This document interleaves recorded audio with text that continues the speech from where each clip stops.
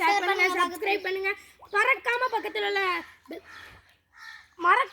உள்ள பெல் ஐகானை கிளிக் பண்ணிருங்க. அடுத்த வீடியோல சந்திக்கலாம். அது வரை பாய்.